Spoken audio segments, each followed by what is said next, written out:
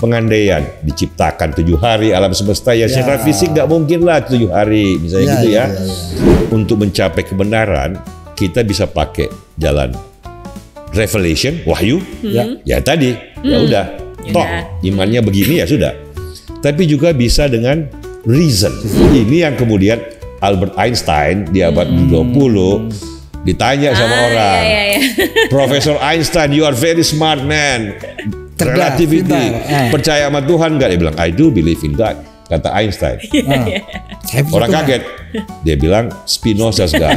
Jadi mereka mulai mempelajari kembali warisan kuno Eropa yang disebut dengan Yunani itu melalui Ibn Rushd itu. Melalui pemikiran Arab Islam secara umum, tetapi in particular melalui Ibn Rushd. Harus ada pencipta yang tidak diciptakan. Wah, itu Aristoteles itu ya. The unmoved mover. Jadi prima causa. Nah, ini Aristoteles. Inilah sumber segala sumber.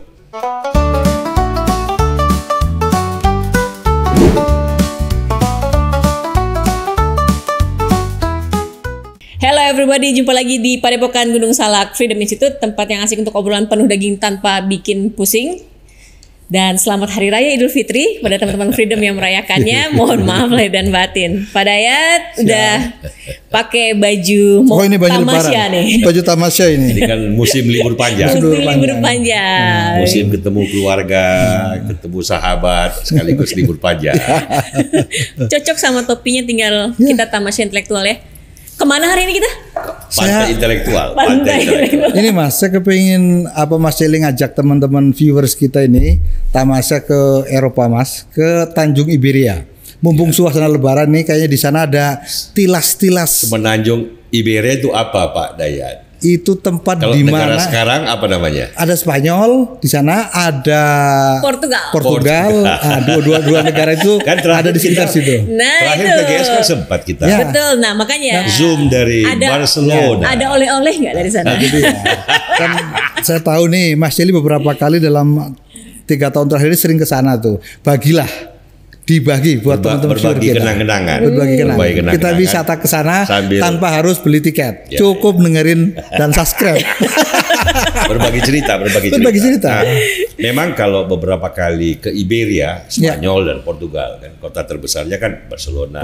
Madrid, Sevilla, Lisbon. Kalau kota lamanya Sevilla, Cordoba, Toledo, itu kan kota abad pertengahan. Nanti kita ceritain.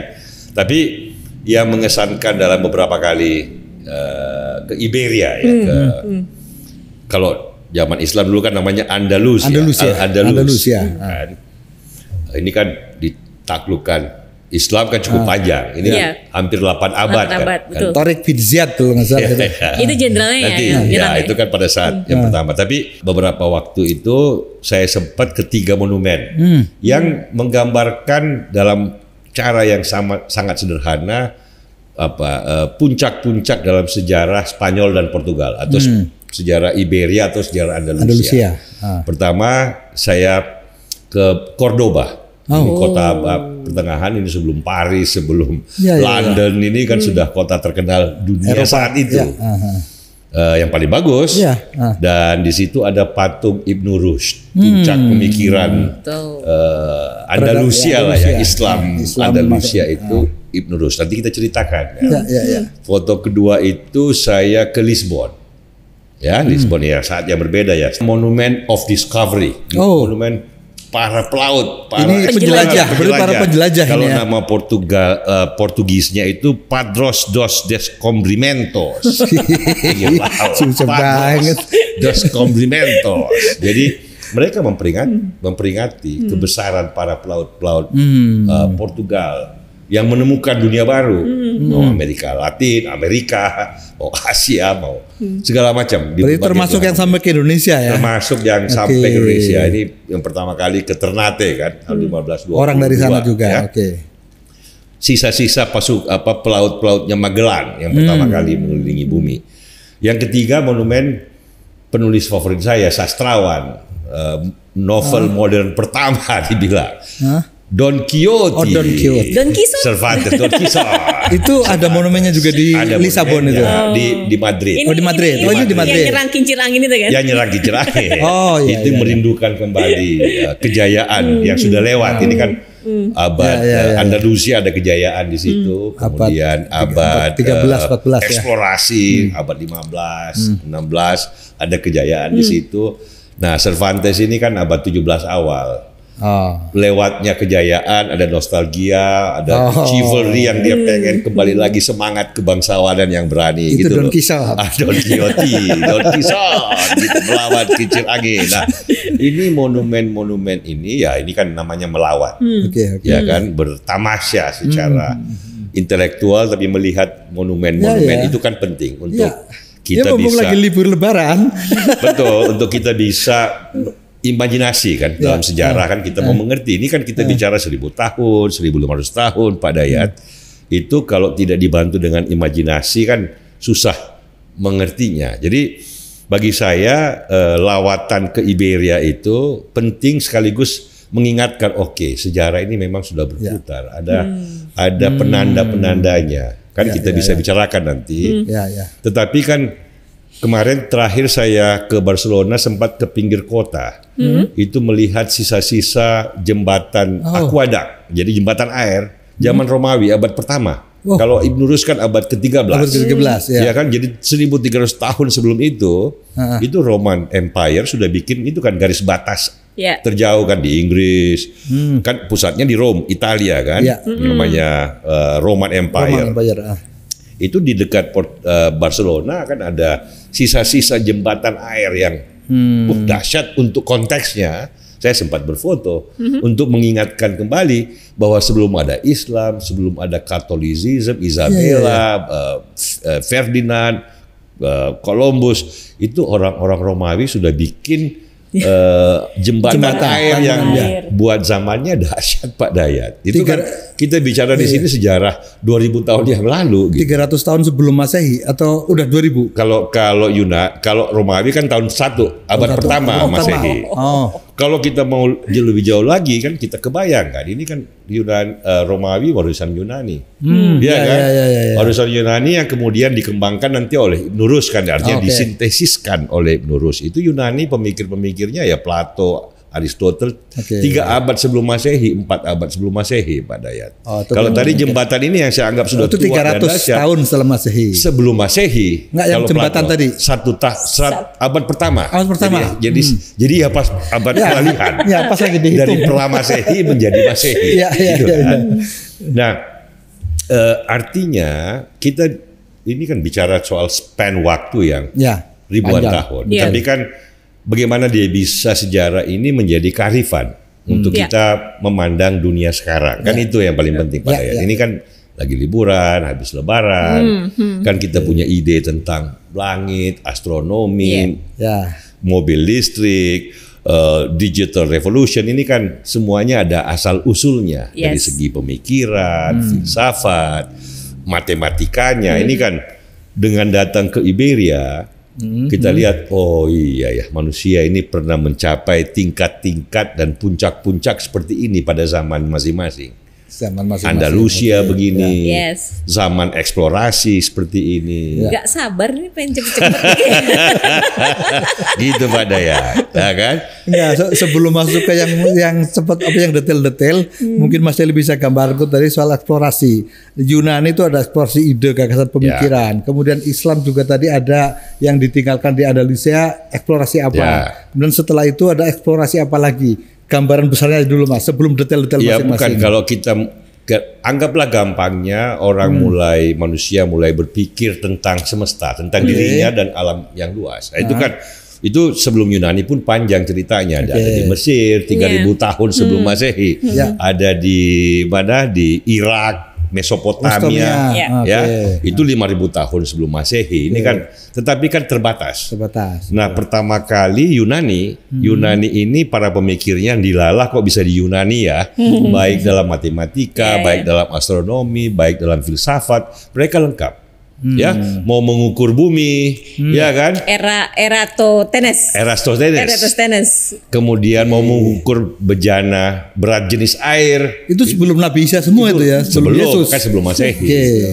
Itu Archimedes. Segitiga Euclid. Ya. Pythagoras kan, Pythagoras.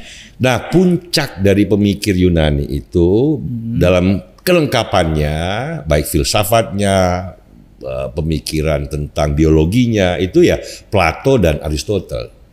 Ya, Aristoteles dan Plato itu dua puncaknya. Nah, ini ada hubungannya nanti dengan peradaban Islam di Andalusia, Ibnu Rushd, Al-Ghazali di Baghdad. Itu kan bagaimana mereka berusaha mengerti, mewarisi, merawat, mengembangkan atau mengkritik warisan dari pemikiran Yunani tadi setelah 1000 tahun lebih kan. Itu cerita panjang, tapi kita fokus dulu apa yang terjadi di Semenanjung Iberia. Kan ini secara geografi, sebelum kita mulai dulu kan jangan lupa geografi kan. Iberia ini kan kayak tanjung di agak luar dalam. Dalam itu kan kalau Mediterranean, di mana ada Semenanjung Italia kan, ada Yunani. Itu jangan lupa itu pusat peradaban awalnya Eropa, ya Yunani, kan? Romawi, Laut Tengah ini, Laut Tengah Mediterranean. Tapi kalau di luar sedikit yang berbatasan dengan Atlantik, bahkan bersentuhan dengan Atlantik, itulah Semenanjung Iberia. Kalau yang sepenuhnya Atlantik itu Kepulauan British Island, itu Inggris, Skotlandia, ya kan, Irlandia. Tapi kalau sebagian yang Mediterania, Barcelona menghadap ke Mediterania. Tapi kalau Lisbon dia menghadap ke Atlantik, ke barat Atlantik. Jadi ini semua Semenanjung Iberia dan di bawahnya sedikit itu sudah Afrika Utara, Pak Dayat. Ya, Maroko. Itu Maroko, Tunisia. Makanya mereka berdekat. Ya kan? Ya peta. Di antara Iberia dan Afrika Utara ada pulau kecil, pulau karang. Namanya apa? Gibraltar. Ini yang tadi saya sebut tadi. Tarik bin Ziyad itu Gibraltar. Pintu masuk ke Mediterania dari Atlantik. Antara Afrika dengan Iberia, antara Afrika dan Eropa, kan? Itu tahu nggak namanya Gibraltar dari siapa? Tarik siapa? Ayo. Gibraltar. Tarik bin Ziyad itu. Tarik bin Ziyad. Gibralnya tuh Gibraltar itu artinya gunungnya Tarik. Jabal. Orang Arab bilang Jabal. Jabal Al-Tarik. Gibraltar. Sekarang di bawah Inggris. Dikatakan Pax Britannica gitu loh. Tetapi itu penanda sejarah bagaimana Islam mulai masuk ke Iberia kan tahun 711. Nah, itu nanti kita ceritakan. Intinya kan itu bahwa ini geografi peradaban Eropa berpindah dari Mediterranean ke Atlantik. Itu transisinya adalah sumbangan dari Iberian Peninsula. Ya, di situ kita lihat peralihan sejarah dari Romawi yang mulai rontok di Iberia di Mediterranean. Sisanya Visigoth, itu kaum sempalan di Imperium Romawi menaklukkan Iberia. 3-4 abad kemudian datanglah Jenderal Tarik menyeberangi Gibraltar, gitu loh. Itu di situ mulainya penaklukan Iberia oleh Umayyad atau peradaban Islam yang kemudian menjadi dinasti sendiri. Macam-macam namanya, tapi nggak terlalu penting lah nama-namanya. Tapi esensinya apa yang terjadi itu yang paling penting. Inilah yang disebut dengan Andalusia yang kemudian beralih Isabella, Ferdinand. Terakhir kan di situ Grenada. Grenada takluk oleh Reconquista namanya, penaklukan kembali oleh orang Spanyol itu tahun 1492. Jadi wilayah ini Pak Dayat, Semenanjung ini 7,5 abad lebih di bawah oleh Islam itu ya, Andalusia itu. Andalusia. Betul ya. Mulai tahun 700 Indonesia dijajah Belanda kan cuma 3,5 abad. Jadi ini 2 kali lebih.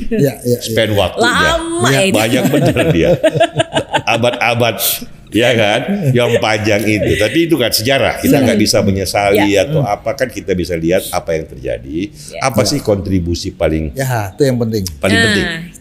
Itu kan? Itu yang paling penting ya. Kan subjektif menurut saya dong. Makanya saya foto dengan Ibnu Rushd. Yeah. Ya kan, itu penting itu. penting. Saya ke Cordoba. Kenapa nggak salaman, Mas? Ya kan, ya mau salaman tapi kan dengan patung.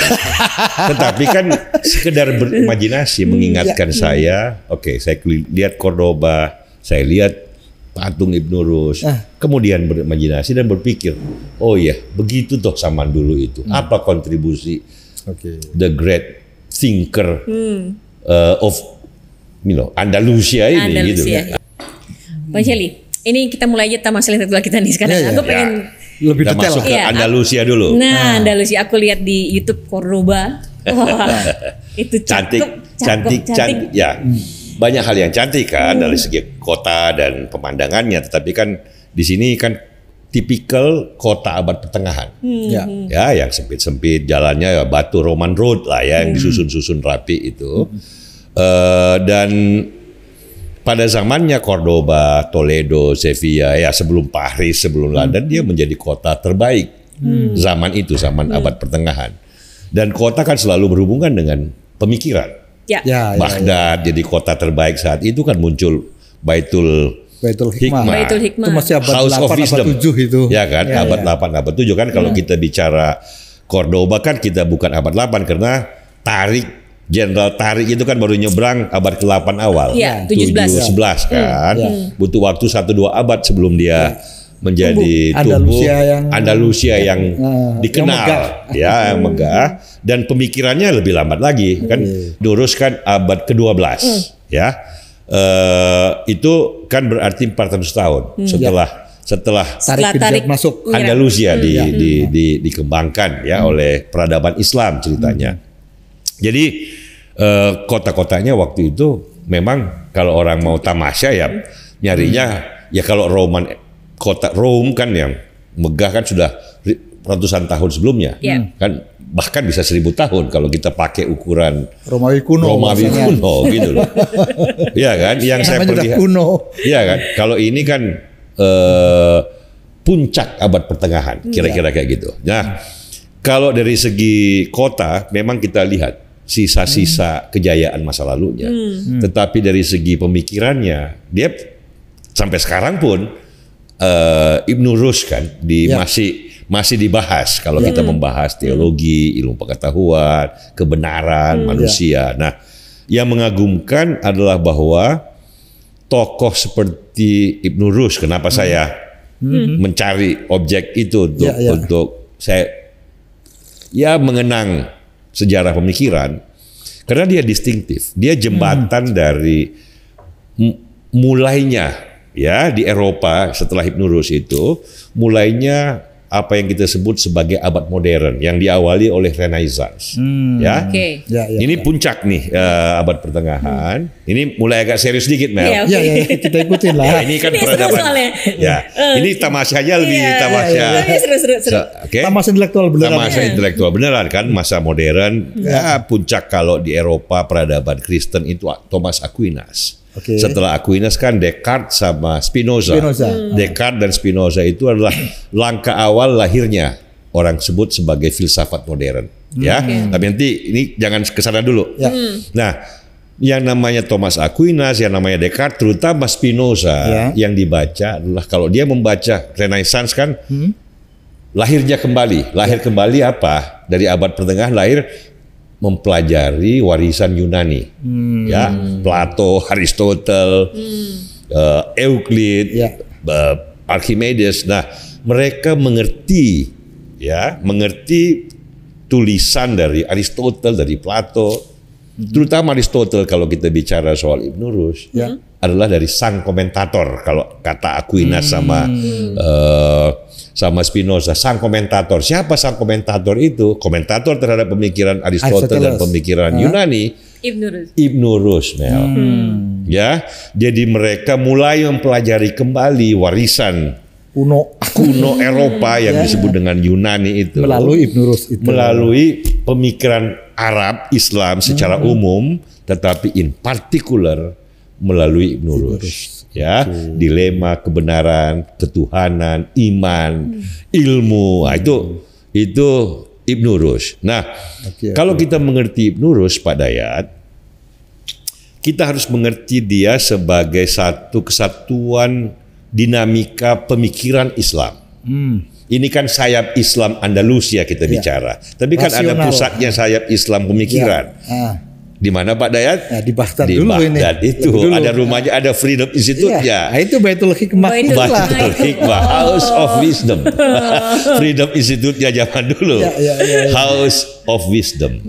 Ini kita bicara kira-kira sama dengan lahirnya Borobudur, Mel. Abad 7. Abad ke-8 kira-kira ya, abad ke-8 gitu. Tahun Jadi sekian ya. Jadi di situ kan pertemuan, kan kita sudah bicarakan sebelumnya kan, warisan Yunani diterjemahkan buku-bukunya, makanya kan House of Wisdom, rumah kearifan kan dengan maksudnya pusat penerjemahan. Karya-karya klasik ya, klasik waktu itu kan ya Roman Empire, ada macam-macam. Salah satunya ya dari Yunani, juga dari India. Ya matematikanya itu Aryabhata dan Brahmagupta. Angka 0 itu diterjemahkan angka 0. Al-Khwarizmi. Al-Khwarizmi itu ya aljabar. Ini trigonometri, sinus, kosinus. Itu di Baghdad tuh ya. Baghdad itu Baghdad. Ya mereka bukan orang Baghdad per se, ini kan Kazakhstan, apa namanya, Iran, Asia Tengah, Persia, Asia Tengah itu kombinasi dari situ. Tapi kan Baghdad jadi pusatnya. Nah di Baghdad itu ada aliran ya matematik, astronomi, saintifik, tapi juga filosofi kan. Jadi pada saat itu setelah 2-3 abad kan muncul reaksi terhadap rasionalisme para pemikir yang mengadopsi dan mempelajari warisan Yunani. Puncak dari itu adalah Al-Ghazali. Al-Ghazali yang mengatakan pada esensinya untuk mencapai kebenaran, berpikir keimanan, berpikir tentang Tuhan tidak cukup dan tidak boleh terlalu jauh dengan rasionalitas. Ada batasnya ini, mengerti yang gini-ginian. Gitu loh. Oh, saya ingat ini Mas, Al-Ghazali punya tulisan apa itu? Tahafutul Falasi. Inkoherensi, kerancuan filsafat. Kerancuan atas kerancuan. Itu Al-Ghazali. Nah, sumbangan terbesar dari Ibn Rushd adalah kritik terhadap Al-Ghazali. Nah itu yang kerancuan itu yang Ibn Rushd. The incoherence of the incoherence. Rancunya kerancuan. Iya gitu ya. Maksudnya rancunya Al-Ghazali. Oke. Nah intinya yang dia mau katakan bahwa dia kembalikan semangat berpikir rasional. Ya karena kan Baghdad, Abbasid. Ya ini kan kalau yang di awalnya di Andalusia itu kan Muawiyah. Berkembang kemudian. Tapi kalau di Baghdad ini Abbasid. Tapi kan abad ke-13 dihajar sama Mongol. Hancur juga. Habis ya, dibakar. Baitul Hikmahnya kan dibakar oleh anak cucu Genghis Khan. Gitu ya. Nah berkembangnya kemudian di Andalusia. Dan berkembangnya dengan menurut saya, makanya saya mempahlawankan Ibn Rushd. Karena dia mengembalikan kembali. Sebelum Eropa melakukan Renaissance, menggali kembali kearifan lama, Ibn Rushd sudah membela Aristoteles, sudah membela tradisi Yunani, rasionalitas Aristotelian, untuk mengatakan kepada Al-Ghazali, the incoherence of the incoherence. Apa bahasa Arabnya Pak Dayat? Tahafut. Rancunya rancu. Iya kan? Nah yang dia mau katakan adalah, look, bagi sebagian besar orang biasa, nggak apa-apa cara Al-Ghazali. Bisanya seperti itu kok, nggak usah terlalu jauh berpikir, tapi menganggap keimanan ya sudah selesai. Ya udah nggak apa-apa. Tetapi kata Ibn Rushd, ya nggak semua orang bisa seperti itu. Ada juga orang yang mau berpikir, punya kemampuan rasion tinggi, kenapa nggak dilanjut, kira-kira gitu. Ya kan? Jadi dia bilang untuk mencapai kebenaran kita bisa pakai jalan revelation, wahyu. Ya tadi, ya udah, toh imannya begini ya sudah. Tapi juga bisa dengan reason. Ini nanti yang diwarisi oleh Eropa nih. Jadi wahyu dan akal pikiran. Reason and revelation. Dia sebut itu sebagai the dualism of truth. Jadi ya kenapa cuma harus satu sisi kebenaran? Dua sisi aja.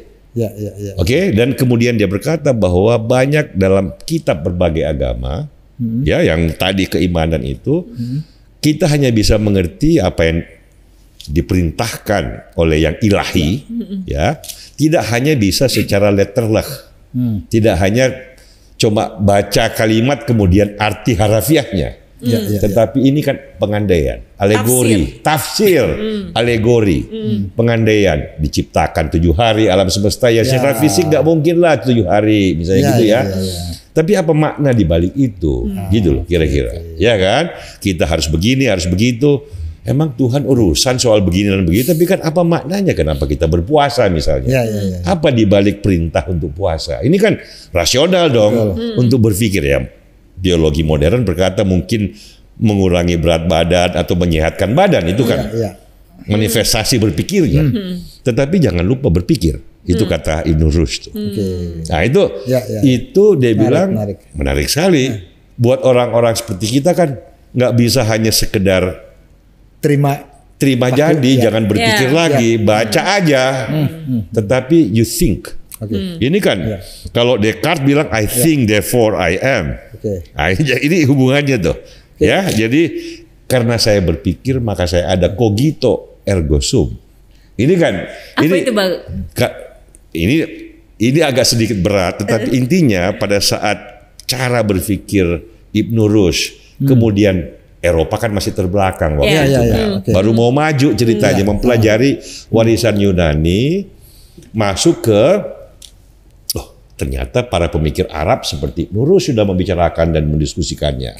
Ya, mereka mempelajari juga untuk memahami warisan Kristen awalnya, tetapi metodenya cara berpikir Aristotelian, cara berpikir Platonik. Ini kan bagaimana mereka. Nah, ini yang disebut dengan kaum skolastik pada yang puncaknya itu Aquinas. The komentator dia pelajari, tapi masih belum bisa keluar dari jebakan abad pertengahan. Bagaimana mencari pembenaran ilahiyah dengan reason.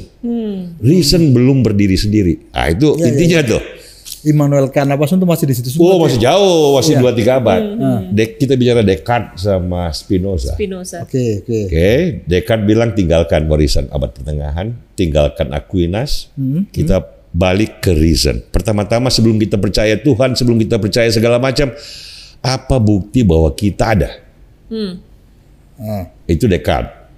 Kita ada. The fact bahwa saya berpikir maka saya ada. Itu tadi. Cogito ergo sum. Berpikir loh ya. Saya berpikir tadi maka ada, saya ada. Ibn Rushd bilang jangan berhenti berpikir loh. Ibn Rushd bilang beriman ya. Tapi berpikir juga dong. Datang Thomas Aquinas. Berpikir, beriman, dia bolak-balik. Orang bilang skolastisis nih. Terlalu rumit berpikirnya, hanya untuk membicarakan hal yang itu aja. Descartes bilang no, tinggalin semua itu, kita masuk pada the basics dulu. Benar gak kita semua ada? Jangan-jangan kita mimpi aja nih. Apa buktinya bahwa kita ada? Ini filsuf. Ini filsuf. Buktinya kita ada. Kita ada apa, Pak Dayat? Sebelum kita bicara soal Tuhan, bicara semesta segala macam, jangan-jangan cuma bayangan. Descartes bilang buktinya kita ada itu apa? Cogito ergo sum. Saya berpikir maka saya ada. Kalau saya nggak berpikir, bagaimana saya tahu saya ada? Jadi kita ini bukan AI ya. Jadi kita ini betul beneran. Di situ reason. Spinoza melanjutkan itu dalam pemahaman keagamaan keilahian. Plato, Aristotle. Kalau Plato kan kesempurnaan, kayak segitiga sempurna. Ini kan Plato kan seperti itu, kesempurnaan. Apa yang beyond. Kemudian dari situ deduktif berpikirnya. Kalau Aristotle logis, berpikir induktif. Kalau kita dia logis kan. Kalau kita berpikir Tuhan penyebab menciptakan, kalau begitu siapa menciptakan Tuhan? Misalnya X, siapa menciptakan X? Misalnya itu M, siapa menciptakan M? Kalau kita pakai logika diurut, selalu ada pencipta, selalu ada yang menciptakan. Betul ya? Logika bilang begitu. Kata Aristotle. Aristotle, jenius Yunani, dia bilang no. There must be titik stopnya, titik berangkatnya. Harus ada pencipta yang tidak diciptakan. Itu Aristoteles itu ya. The unmoved mover. Jadi prima causa. Prima causa. Nah, ini Aristotle. Inilah sumber segala sumber. Ya kan? Kalau Plato kan dia nggak ke sana. Dia nggak masuk ke wilayah logika. Kalau Spinoza bilang ini bagus nih Aristotle, bagus nih Ibn Rushd. Tetapi bagaimana menyatukan itu dengan ini kan Aristotle kan sudah sekian ratus tahun sebelum Spinoza, 1000 tahun lebih. Dengan warisan-warisan Islam, ada matematik, ada macam-macam. Dia bilang udah mulai hukum alam, ya.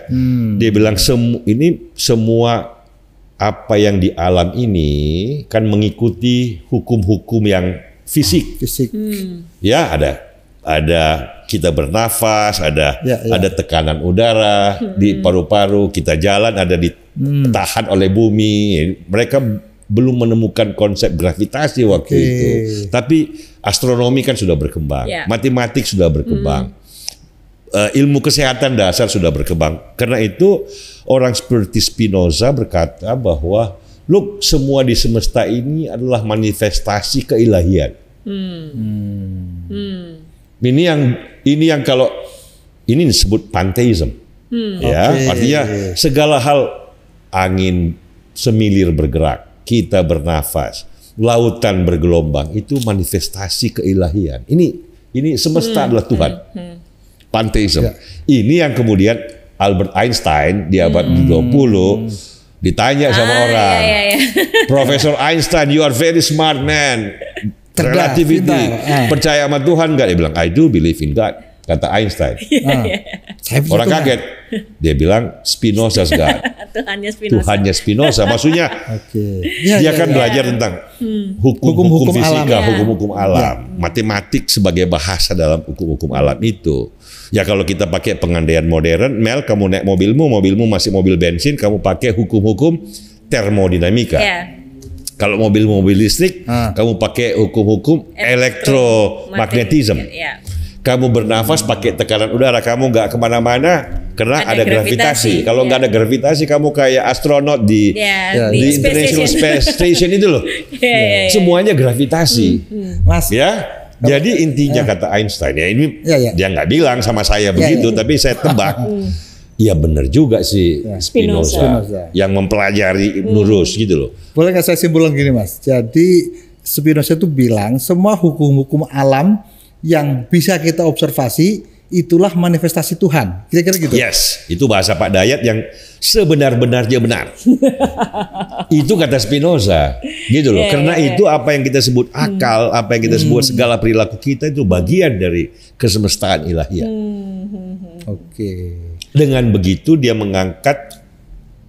menyelesaikan perdebatan panjang dari Aristotle sama Plato tentang apa itu Tuhan. Dia bilang, no, semua adalah bagian dari proses keilahian. Ini pantheism. Itu dalam bahasa teman saya dulu waktu mahasiswa. Tuhan mewujud dalam segala hal. Gitu loh. Memang orang seperti Spinoza zaman itu filsuf kan. Dia bertanya, di dunia ini kan banyak kejadian kejahatan. Banyak kejadian di mana orang-orang begitu jahat pada orang lain. Apakah itu juga bagian dari ungkapan keilahian? Itu yang membuat dia agak pusing dikit. Ya, ini kan perdebatan tentang free will. Bang, kalau Isaac Newton gimana Bang soal bedanya dengan Einstein tadi bedanya kan? dengan Einstein tadi. Ini puncak-puncak ilmuwan tuh. Einstein, kemudian Isaac Newton, dua ilmuwan terbesar sepanjang zaman. Kalau bagi banyak orang seperti Steven Weinberg, ini ilmuwan kan Einstein. Metode observasi itu sudah menjadi ini. Dan itu kan sebenarnya bagus juga karena kita tempatkan dalam konteks Andalusia kan, Ibn Rushd kan, perdebatan dengan Al-Ghazali misalnya, kemudian diteruskan oleh Aquinas, diteruskan oleh Descartes sama Spinoza. Di antara Newton dan Spinoza kan ada perkembangan ilmu yang luar biasa penting dalam astronomi. Copernicus, Kepler, Galileo. Ini tiga serangkai yang memecahkan misteri sejak Sumeria orang menatap bintang-bintang, sejak Aristoteles sama Plato berspekulasi tentang bintang, astronomi segala macam. Akhirnya Copernicus membuktikan, menghitung, Kepler menghitung hukum-hukumnya. Itu pusat dunia itu bukan bumi, Pak Dayat. Matahari dikelilingi oleh satelitnya gitu loh, termasuk bumi gitu. Nah itu kan revolusi kemerdekaan. Ya, kemudian ujungnya Galileo, setelah Galileo Newton. Ya kan, nah ini kan pertanyaan tadi. Habis Newton kan puncaknya lagi Einstein. Ya banyak yang lain, tapi kan puncaknya. Kan relevansinya tadi pertanyaan kan. Kalau Einstein bilang my God is Spinoza's God. Pantheism tadi. Semuanya mewujud dalam ungkapan ilahiyah, ya, maksudnya hukum alam. Ada hukum alam semua yang mengatur kehidupan kita gitu loh.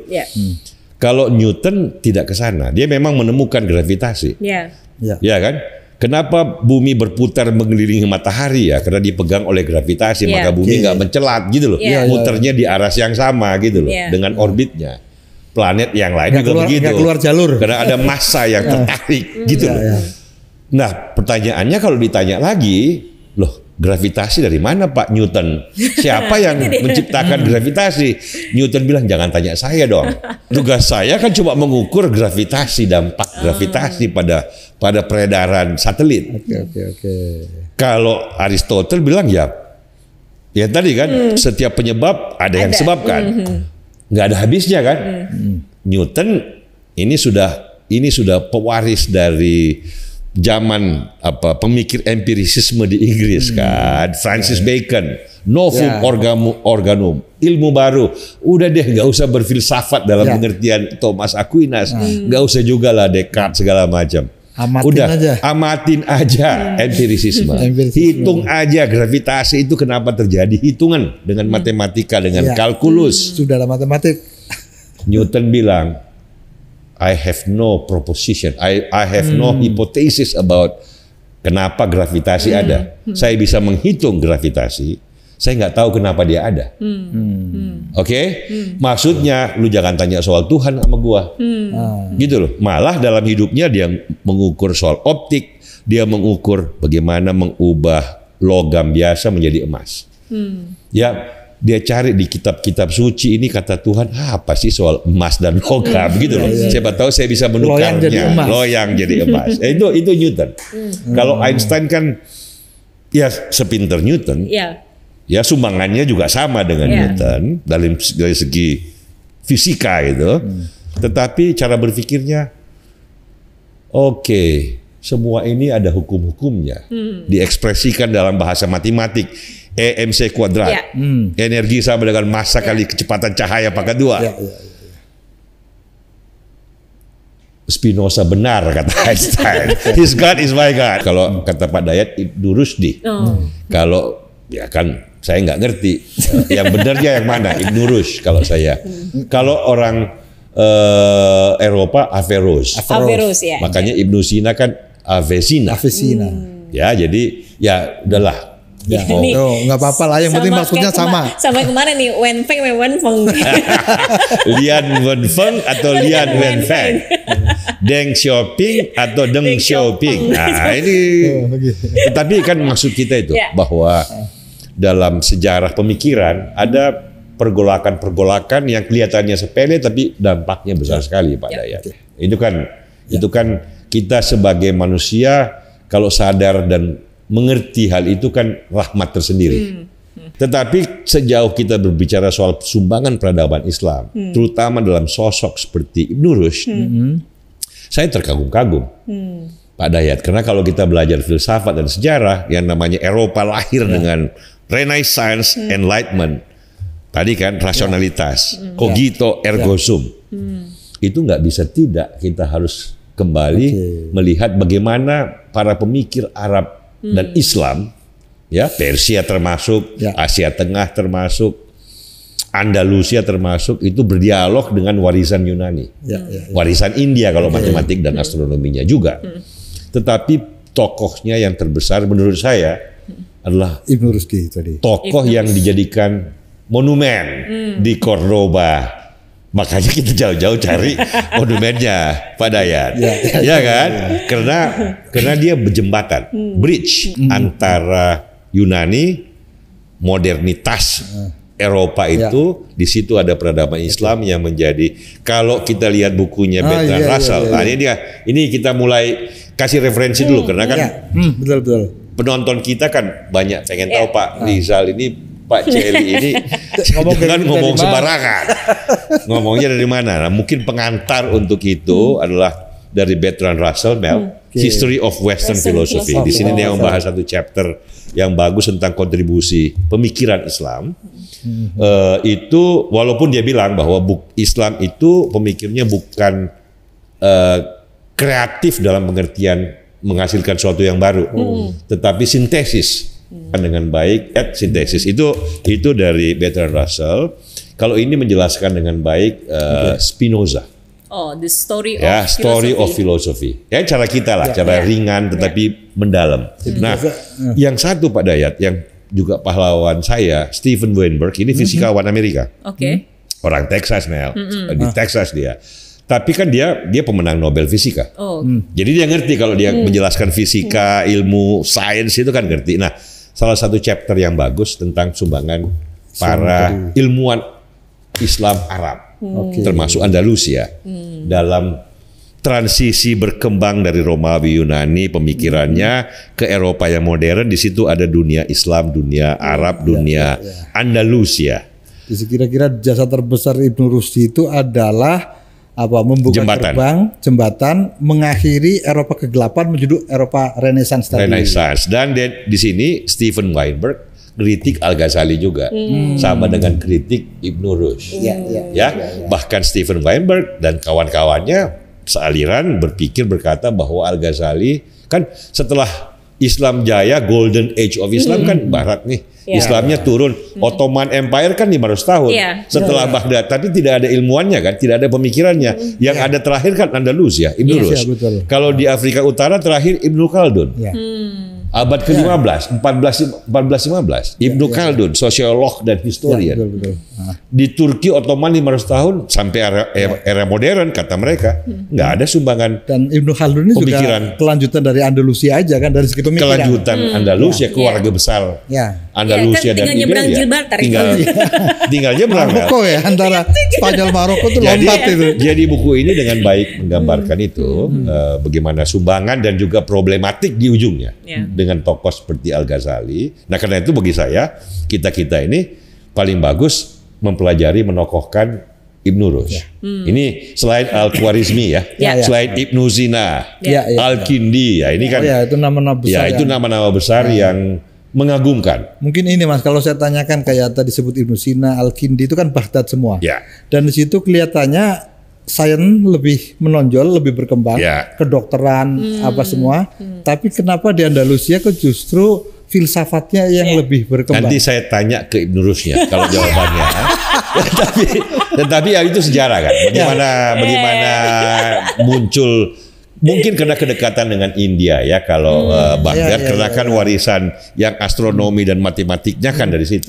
Walaupun kayak Fibonacci dan beberapa filsuf awal dari Eropa belajarnya ya ke Toledo, ke Cordoba,